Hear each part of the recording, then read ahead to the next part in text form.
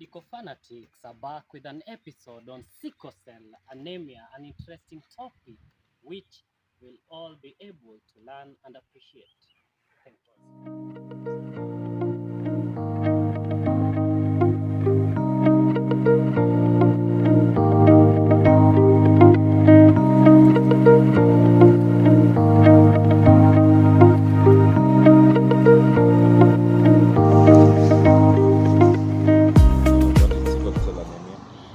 Sickle cell anemia is a hemoglobinopathy, which is a congenital hemolytic anemia that occurs with the presence of an abnormal hemoglobin, which is hemoglobin S.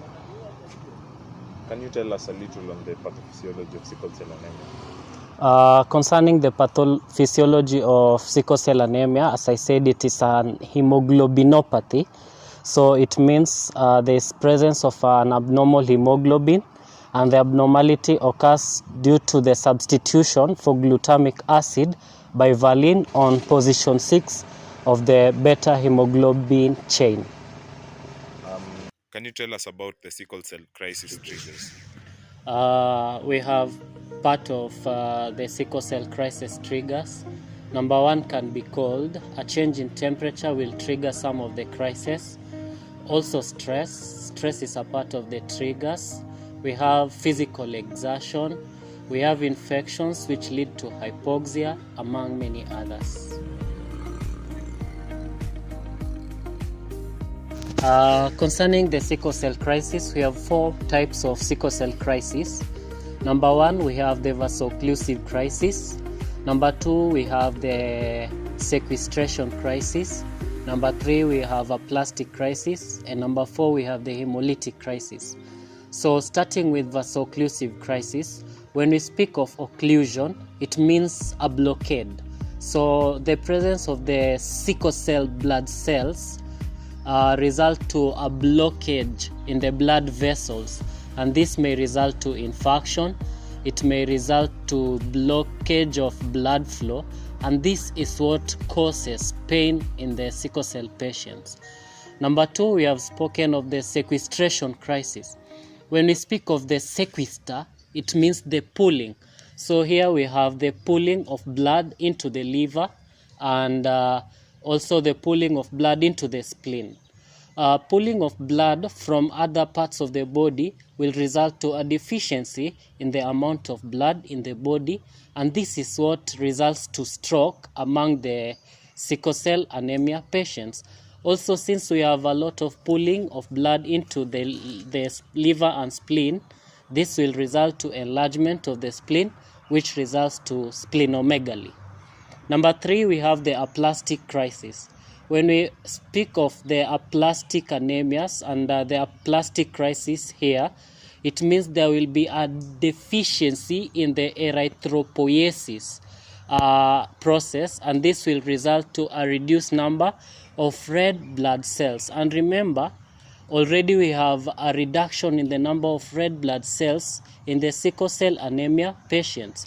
This will result to gastrointestinal complications and disorder. It will also result to eye infections and many other infections. So when we have the eye infection, it will result and cause blindness. When we have the gastrointestinal complications, it will result to abdominal pain. And lastly, the hemolytic crisis. Did you know that sickle cell anemia itself will result to hemolytic crisis? Now here we have that sickle cell anemia exacerbates the process of the destruction of the red blood cells, and it will cause a lot of complications among those which we have spoken about. That's all about the 4 crises of sickle cell anemia. Tell us on the signs and symptoms of the sickle cell anemia has various signs and symptoms. We have spoken of pain, which is the major sign. We also have tachycardia. We have dyspnea, where the patients have difficulty in breathing, or they show shortness of breath. Stroke also can be a sign and symptom of sickle cell anemia, among others. what are the complications? Number one complication of sickle cell anemia is that it results to heart failure. Number two, it will result to stroke. Number three, it will result to we call it COPD, the chronic obstructive pulmonary disease. And also it will result to acute chest syndrome. On acute chest syndrome, what can you tell? When we speak of sickle cell anemia, I'll keep on repeating, we have the abnormal hemoglobin cells. And we have talked of the abnormal hemoglobin cells blocking part of the blood flow. So when we block the blood flow to the lungs, or also the blood flow from the pulmonary arteries, it will result to infarction. And this infarction of the lungs will result to lung collapse, lung failure, and many other symptoms which cause the acute chest syndrome.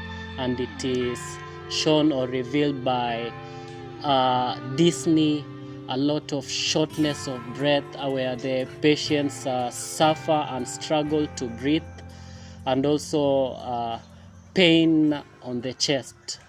Thank you.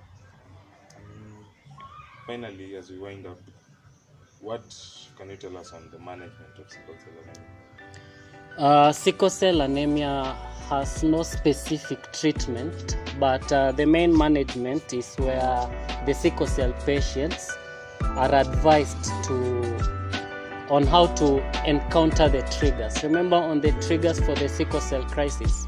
Sickle cell crisis are the major leading causes of complications in sickle cell. So when we talked of cold, sickle cell patients are advised to wear warmly. When we speak of stress, sickle cell patients are advised on how to counter their stressors.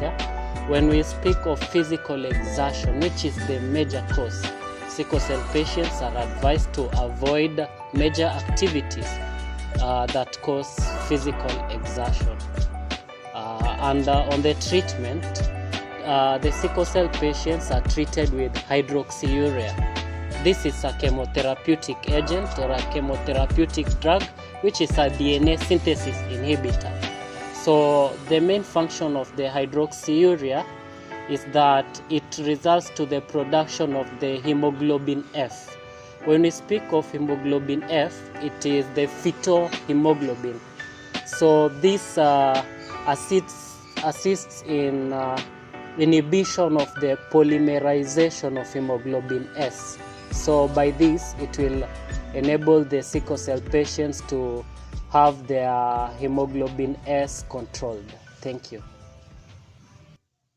Hola, ladies and gentlemen, that's all on sickle cell anemia. Stay tuned for the next Maseno episode, which will focus mostly and more on sickle cell anemia and creating the health awareness campaign on sickle cell anemia. Cheers. Anti-Equator beta blockers, your favorite medical fanatics, always got you covered.